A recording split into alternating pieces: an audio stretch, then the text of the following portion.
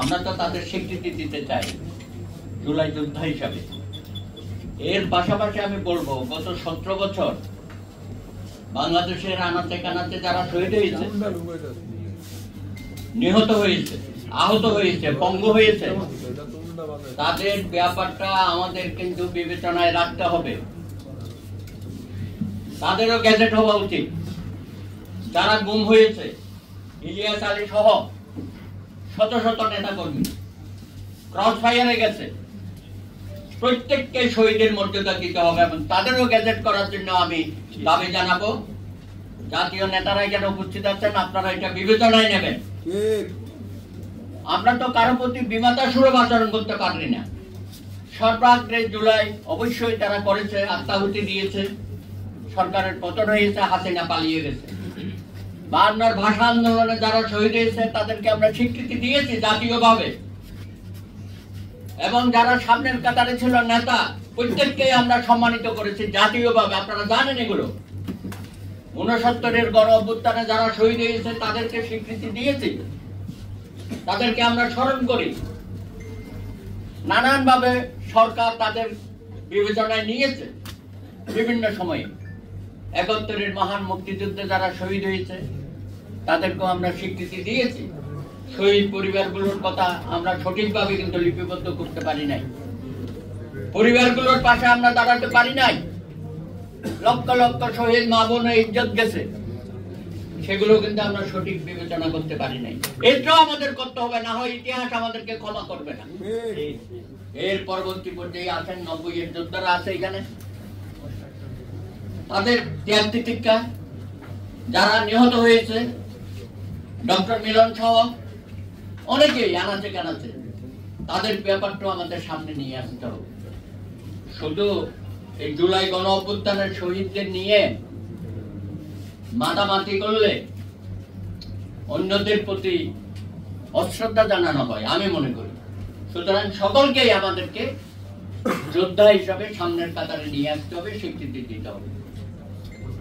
আর সরকার ভাই, এখানে এই নির্বাচন নিয়ে এত কথা বলছি কেন? আমরা এত দাবি করতে হবে কেন? ইউনুস সাহেব, আপনাকে আমরা বসিয়েছি কেন?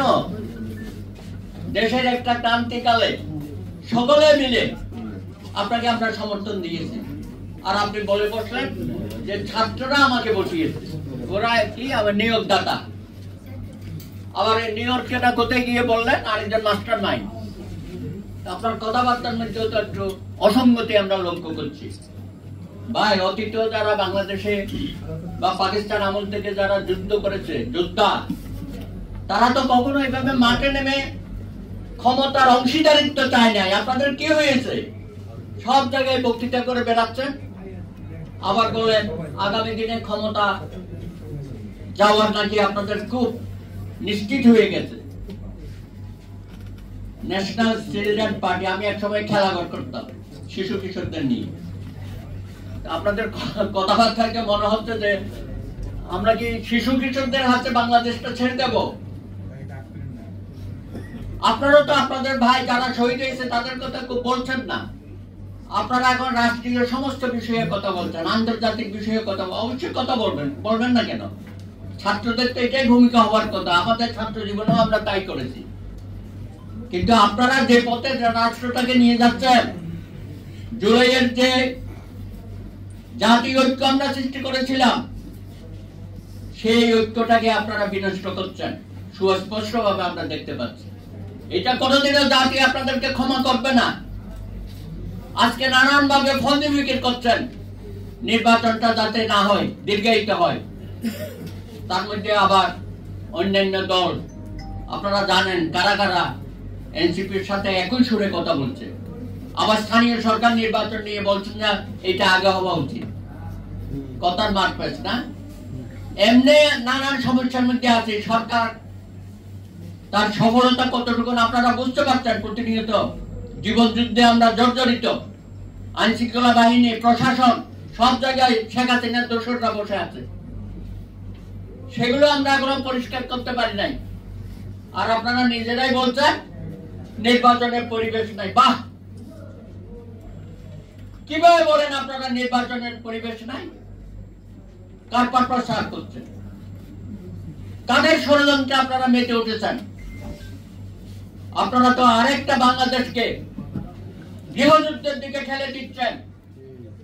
আপনারা পালিয়ে যাবার স্বৈরাচার, প্রতি স্বৈরাচারকে পুনর্বাসিত করার এজেন্ডা বাস্তবায়িত করেছেন। সুতরাং আমরা আজকের এই সভা থেকে হুঁশিয়ারি উচ্চারণ করতে চাই, আগুন নিয়ে খেলবেন না। আমরা একটা শান্তি সমৃদ্ধশালী বাংলাদেশ প্রতিষ্ঠা করতে চাই, সুষ্ঠু নির্বাচনের মধ্য দিয়ে ক্ষমতা হস্তান্তর চাই। এই সরকারের প্রধানত দায়িত্ব হচ্ছে একটা সুন্দর সুষ্ঠু নির্বাচন দেওয়া, এবং যেটা লন্ডন বৈঠকের মধ্য দিয়ে সারা বাংলাদেশে একটা প্রশান্তির ঢেউ বয়ে গেছে। সবাই এখন নির্বাচন মুখে হয়ে গেছে। এই সরকারকে ব্যর্থ করার জন্য আপনারা কয়েকটি দল, এই শিশু দল সহ আপনারা উঠে পড়ে লেগেছেন।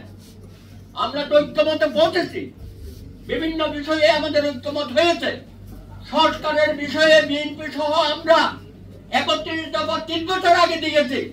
এখন এসে আমাদেরকে সংস্কার শেখান। এই সংস্কারের নামে আপনারা বাংলাদেশে কুসংস্কার করার চেষ্টা করছেন, সেটা প্রতিহত করা হবে।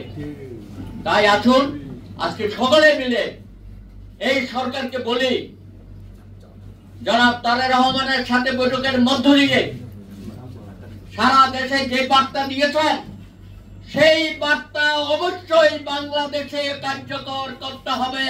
না হলে আপনাদেরকেও ফখরুদ্দিন মঈনুদ্দিনের মতো পালিয়ে যেতে হবে। আমি আশা করব জনাব ইউনূস সাহেব সেই পর্যায়ে আমাদেরকে নেবেন।